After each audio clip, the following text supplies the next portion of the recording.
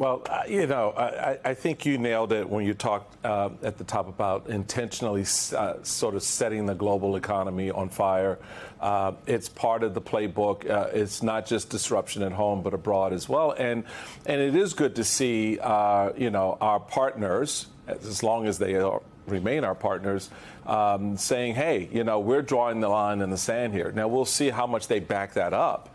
But at least they're not bending over so many, from lawyers to others in this country have started to do. We're going to talk a lot about what this means for American families, the way in which this is making our lives worse in so many ways. But I also have to say, I heard the new Canadian Prime Minister in a speech talk about how America is ceding the mantle of global economic leadership. And it really pained me, because this is a leader who on Monday, meaning Donald Trump, could wake up and change his mind, right? He could willy-nilly decide. But we cannot get back the trust and the faith that has already been lost from our allies across the globe.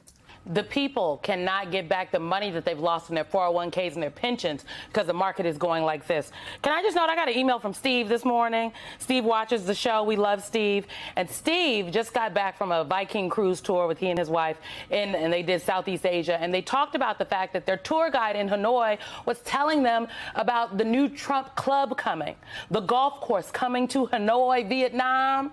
And he also read it in the local newspapers, and then obviously was very shocked to get home and see what was happening with the tariff situation and Vietnam. So I'm just saying, Steve had questions, emoluments. He was like, questions. Where's the oversight hearing? I'm like, Steve, you're asking the right questions. So joining us now, someone that can answer those questions, is Congressman Robert Garcia. He's a Democrat from California, and former Florida Congressman David Jolly. He is an MSNBC political analyst. Anybody want to answer Steve's question, right, Congressman?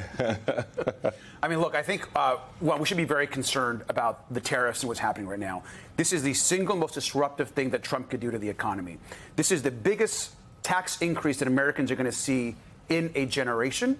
And what people need to understand is that the price of goods are going to go up. They may not see it immediately, but it's going to take over the next few weeks and months. There will be increases. People have been anticipating the tariffs. A lot of large retailers, grocery stores. They didn't anticipate how big it was going to be. And so now this is major disruption for America's ports, the supply chain, and small businesses that are dependent on imports and exports. This is incredibly damaging to the economy. And honestly, it's a slap in the face to the global marketplace and to all of our allies as well.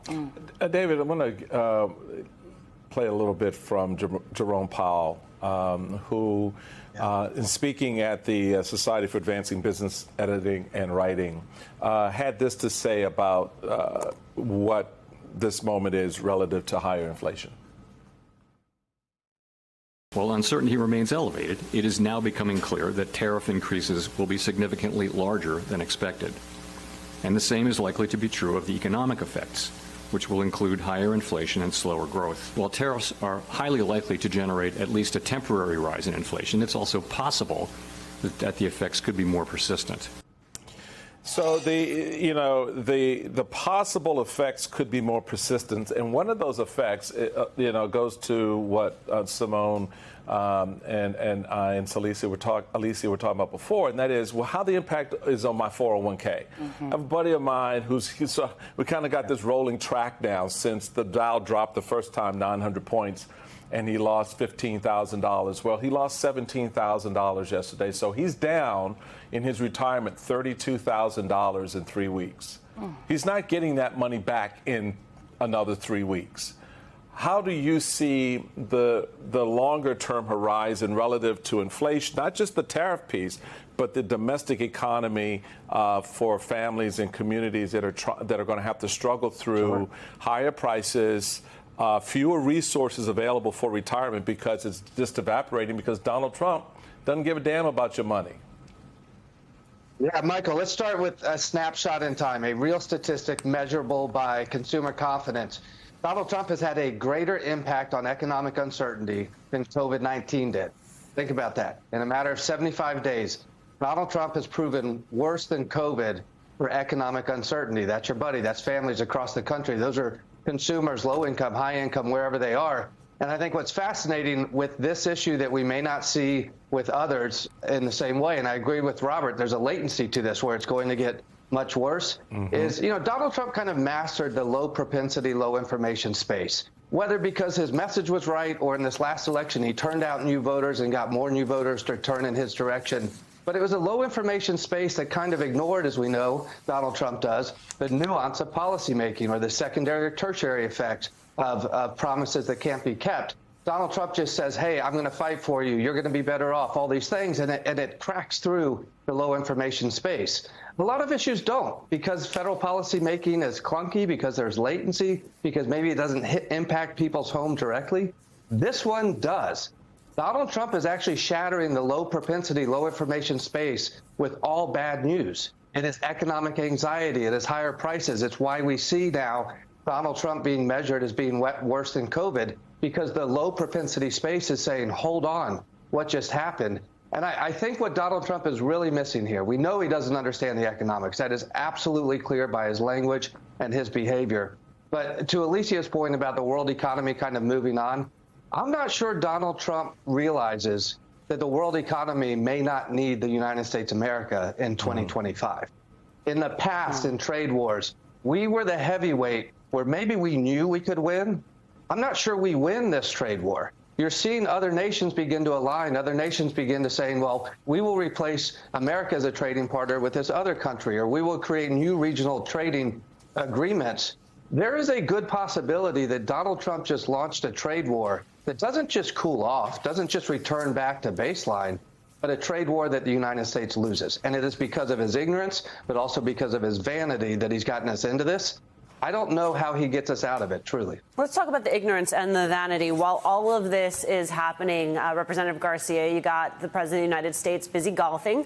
And it's not just that he's golfing. That's fine. Everybody deserves a break. The problem is also that he's doing it on our dime. This is new reporting from the HuffPost. We, taxpayers, have been floating the tab for his second-term golf excursions. That number crossing the $26 million mark. So I just want to get this straight. They are going into federal agencies that provide vital services to our children, to our seniors. They are slashing those budgets. They are getting rid of federal employees.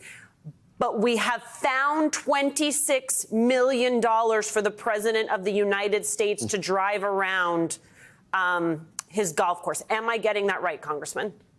I mean, that's absolutely right. I mean, they should be sending DOJ to go and investigate all of Donald Trump's golfing trips.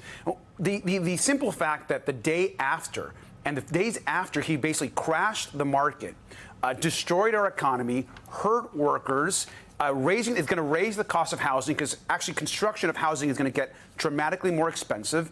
And all of this is happening around us. Our global partners are terrified. Workers are scared. The port industry is in chaos and in a panic. And he goes out golfing. This is the President of the United States. He could care less about what the American people are going through. He campaigned on lowering prices. Prices are now going up. They're going to continue to go up over the months ahead. And so this is a person that is not ready for the presidency. He could care less about the average American worker. And people should be pissed. People should be terrified. And what I'm hearing from port executives across the country is that we're not prepared for the impact these tariffs are going to make. And people need to understand this is a historic tax increase on the American public. Historic tax increase. David, real quick, I want to pick up on a point that you made a little bit ago and expand it when you're talking about what our trading partners are going to do amongst themselves. Here's the other little interesting piece. You have states like California and a couple of other states that are beginning to say to our global partners, hey, we're not down with this. Why don't you and I, the state of California, the state of New York, work a deal, because these tariffs are not our play, so that we can keep our economy. We have an economy like the size of a state like California. They can do that. How do you see the states playing a role going forward in sort of isolating themselves from the broader tariff pie by trying to strike a side deal, if you will, with Europe or some other individual countries?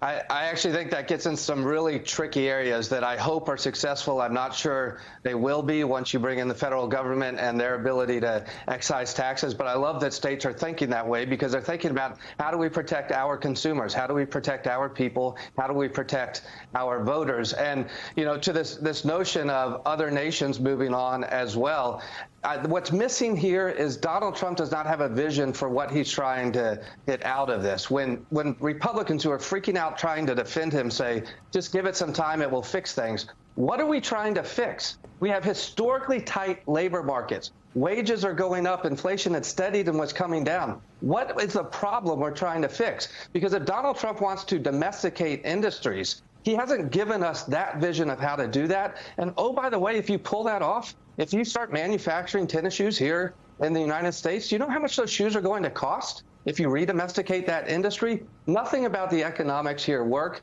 I'll tell you where individual states are going to get involved in this in the most powerful way, and we saw it Tuesday night in the special elections. It's when voters rise up and use their ballot to say, we're not going in this direction anymore. That's where not just Donald Trump, he won't be on the ballot again, he'll feel it. But those down-ballot Republicans, those governors, representatives, senators, they're going to feel it. And at some point, there are going to be cracks in this allegiance to Trump's tariffs. Congressman, I want to give you 30 seconds on the California piece, because that story, that headline for me stuck. What do you thought? Gavin Newsom saying he's going to seek trade deals. Right. And I think that's right. I mean, look, I think, first of all, we do more trade than any other state. The largest seaports in America are the ports of Los Angeles and Long Beach. I represent the port of Long Beach.